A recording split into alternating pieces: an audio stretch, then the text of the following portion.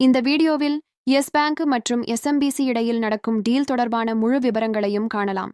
உலகின் முன்னணி நிறுவனங்களில் ஒன்றான எஸ்எம்பிசி என்னும் சுமிடோமோ மிட்சுய் பேங்கிங் கார்ப்பரேஷனுக்கு எஸ்பிஐ, எல்ஐசி உள்ளிட்ட எஸ் பேங்க் பங்குகளை வைத்திருக்கும் நிதி நிறுவனங்களிடமிருந்து சுமார் 20% பங்குகளை கையகப்படுத்தியதை அடுத்து மே 9 அன்று எஸ் வங்கி பங்குகள் 10% உயர்வை கண்டது.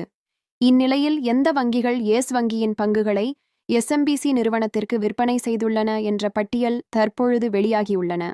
இதில் முதலாவதாக எஸ்பிஐ வங்கி எஸ் பேங்கின் 13.19% பங்குகளை, அதாவது சுமார் 8,889 கோடி ரூபாய் மதிப்புள்ள பங்குகளை எஸ்எம்பிசிக்கு விற்பனை செய்வதாக அறிவித்துள்ளது.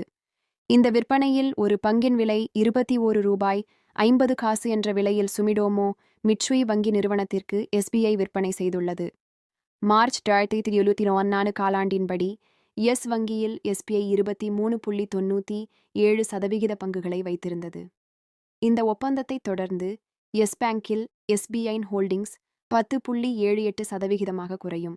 இந்த பங்கு விற்பனை செயல்படுத்தப்பட்ட நாளிலிருந்து 12 மாதங்களுக்குள் நிறைவடையும் என்று எதிர்பார்க்கப்படுவதாக என்று எஸ்பிஐ தெரிவித்துள்ளது. இதனைத் தொடர்ந்து HDFC வங்கி, ICICI வங்கி, கோட்டக் மஹிந்திரா வங்கி, ஆக்சிஸ் வங்கி, IDFC ஃபர்ஸ்ட் வங்கி, ஃபெடரல் வங்கி மற்றும் பந்தன் வங்கி ஆகியவை மொத்தமாக எஸ் வங்கியின் 6.81% பங்குகளை சுமிடோமோ மிட்சுய் வங்கி கார்ப்பரேஷனுக்கு விற்பனை செய்வதாக அறிவித்துள்ளன.